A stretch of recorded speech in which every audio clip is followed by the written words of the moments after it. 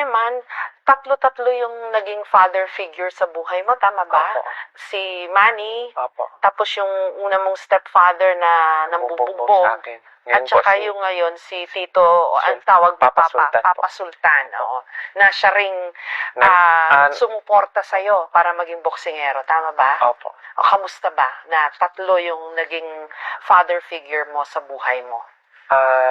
Si Daddy Manny po, si Daddy Manny Pacquiao ko po, naging masaya naman po ko kasi siyempre, sa lahat ng pwede kong maging ama, division world champion pa po. Tapos yung second, yun po yung traumatizing. Hindi ko na po masyado babanggitin, pero po yung time binubugbog kami. Hindi po kami nakakain ng maayos. Po yung time na halos mamatay-matay na po kami nung mga bata pa po kami. Hindi ko nga po akalain ng buhay po Tapos yung currently po, yung stepfather po namin, tinuruan po kami ng ng tunay na, paano maging tunay na tao, na maging respeto, ganun. Bumawi, no? Bumawi ang kapalaran sa'yo, no? Kasi may nambugbog, tas may dumating din na very supportive. Kumbaga siya po yung naging father figure po namin na nagpalaki na doon po namin naramdaman na ganito pala ang pakiramdam na magkaroon ng tunay na ama. Doon po namin naramdaman yung tunay na pagmamahal ng isang ama. Pag tinignan mo yung naging buhay mo, na may ganito kang mga naging karanasan, ano masasabi mo, Eman? Noon po, kina-question ko po yung Panginoon, bakit nangyayari po ito sa amin. Minsan, nagagalit ako, bakit nangyayari po ito? Mabait naman po kaming tao, hindi naman po kami masama. Pero nung lumaki po ako, doon ko po naintindihan na may plano po ang Panginoon sa buhay ko. Ganun po, hanggang nag-boxing na po ako, ganun. Yun po yung naging parang lakas ko na pumangon sa buhay at mag-boxing, ganun po. Lahat ng mga hinanakit mo, sa boxing mo dinaan, tama? Opo. Oo. So, kamusta ka ngayon? Magaan ba pakiramdam na may mga ganito kang pinagdaanan? Na nalagpasan mo yon? Magaan naman po kasi na-realize ko po na hindi po ako ganito kalakas ngayon personally. Kung hindi ko po yun na-experience, baka hindi ko po na-appreciate yung mga bagay-bagay sa buhay kung hindi ko po yun napagdaanan. Ganun. Tsaka simula bata pa po ako, maliit pa po ako, kilala ko na po talaga si Daddy Manny Pacquiao po. Hindi naman po tinago talaga ng mama ko na hindi siya ang papa mo. Ganun. Bata pa lang po, kinakwento na po ng mama ko na papa mo yan, daddy mo yan. E di pinapanood mo yung mga laro ng fights po daddy mo? Lahat po. Pinapanood ko po, ganun.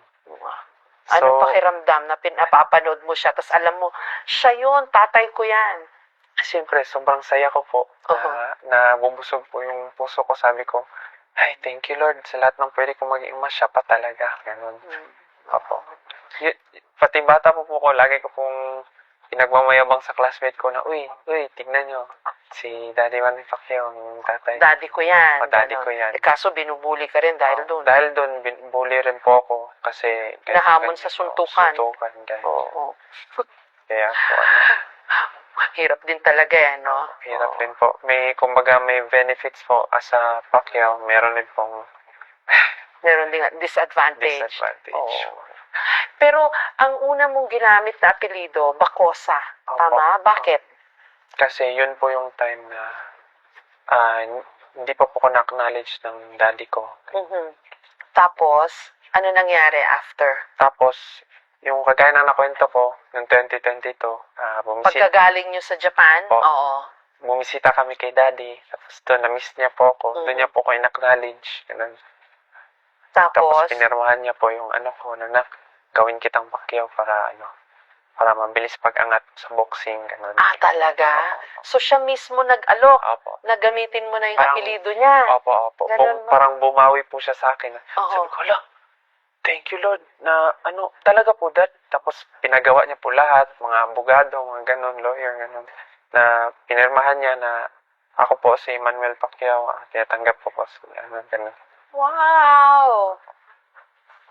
Kinilala ka niya after a long time. At kung kailan nasa boxing ka na rin. So, para kang, para kang bang tawag doon? So, parang niyang pinasa yung ano, Opo. yung kung anong meron siya. Opo. 'Di ba? Hindi lang pangalan, kundi pati yung pangalan niya na nagawa niya sa boxing. Tama? Opo. Oo. So, anong pakiramdam ng araw na yun? Naalala mo pa? Masayang-masaya po ako. Hindi ko po ma-explain masyado kung pero sobrang saya ko. Thankful po ako nun kay Lord. Pumasok po ako ng kwarto. Doon po ako umiyak. Sabi ko, Lord, thank you, Lord. Thank you so much, Lord God. Hindi ko po alam kung anong gagawin ko kung wala ka. Ganun. Thank you, Lord. Thank you.